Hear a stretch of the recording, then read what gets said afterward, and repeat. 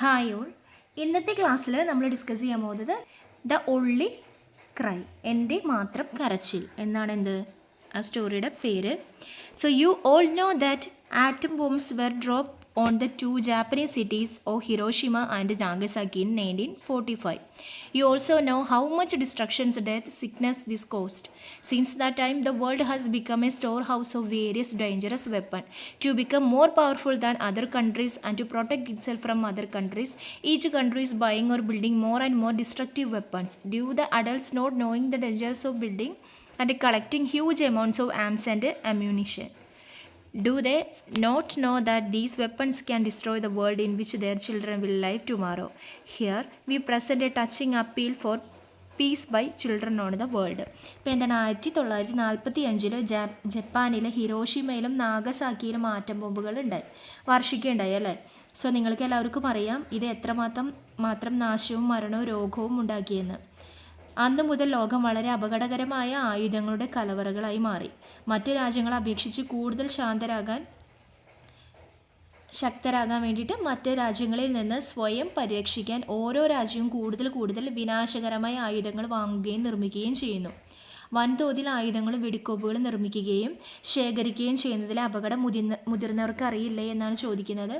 നാളെ തങ്ങളുടെ മക്കൾ ജീവിക്കാൻ പോകുന്ന ലോകത്തെ നശിപ്പിക്കാൻ ഈ ആയുധങ്ങൾക്ക് കഴിയുമെന്ന് അവർക്കറിയില്ലേ? ലോകമക്കളുടെ സമാധാനത്തിനുള്ള ഹൃദയസ്പർശിയായ ഒരു അഭ്യർത്ഥന ഞങ്ങൾ ഇവിടെ അവതരിപ്പിക്കുന്നു. സോ അതാണ് ഇനി നമ്മൾ വായിക്കാൻ പോകുന്നത്. ഇതിൽ ജസ്റ്റ് ഒരു പോയം പോലെയാണ്. My only cry close the arms factory, എൻ്റെ ഒരേ ഒരു നിലവിളി ആയുധ ഫാക്ടറികൾ അടയ്ക്കുന്നു എന്നാണ് ഒരു പോയമിൻ്റെ പേര് വന്നിരിക്കുന്നത്. So who are you deceiving? You ask me to speak to children. നിങ്ങൾ ആരെയാണ് വഞ്ചിക്കുന്നത്? നിങ്ങൾ എന്താണ് കുട്ടികളോട് സംസാരിക്കൂ. നിങ്ങൾ കുട്ടികളോട് സംസാരിക്കാനായിട്ട് പറയുന്നു എന്നാണ് ചോദിക്കുന്നു എന്നാണ് പറയുന്നത്. Then but I shall also address you the grown ups. I am still a child. I don't know how to lie like you. ഇപ്പോൾ എന്താണ് പറയുന്നത്? എന്നാൽ മുതിർന്നവരെ ഞാൻ നിങ്ങളെ അഭിസംബോധന ചെയ്യും. ഞാനിപ്പോഴും കുട്ടിയാണ്, എനിക്ക് നിന്നെപ്പോലെ കള്ളം പറയാനായിട്ട് അറിയില്ല എന്നാണ് പറയുന്നത്.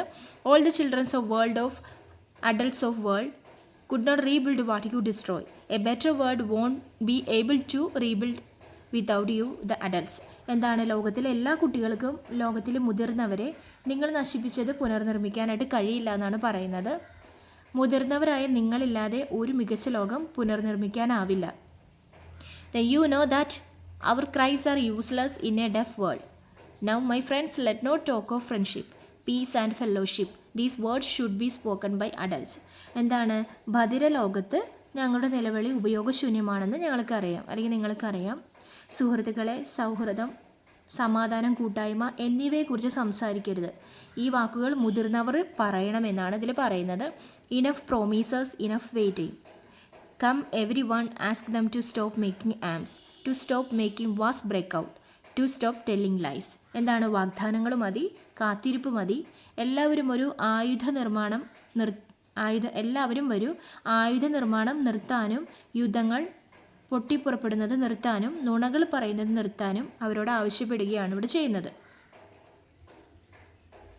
Listen carefully. വി ആർ സിക്ക്, യു ആർ സിക്ക്, ബട്ട് വി ആർ ഹിയർ. എന്താണ് ശ്രദ്ധിക്കുക, ശ്രദ്ധയോടെ കേൾക്കുക. ഞങ്ങൾ രോഗികളാണ്, നിങ്ങളും രോഗികളാണ്, എന്നാൽ ഞങ്ങൾ ഇവിടെയുണ്ട്. So in your name, we children, we ask them, close your arms factories and think about taming the winds. അതിനാൽ നിങ്ങളുടെ പേരിൽ കുട്ടികളെ ഞങ്ങൾ അവരോട് ചോദിക്കുന്നു, നിങ്ങളുടെ ആയുധ ഫാക്ടറികൾ അടച്ച് കാറ്റിനെ മെരുക്കുന്നതിനെക്കുറിച്ച് ചിന്തിക്കൂ എന്നാണ് പറയുന്നത്.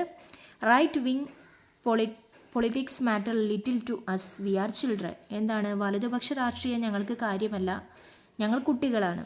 Left wing politics matter little to us. എന്താണ് ഇടതുപക്ഷ രാഷ്ട്രീയം നമുക്ക് അത്ര കാര്യമല്ല. Our life is essentially affection, but through your fault a veil of dust lies over it.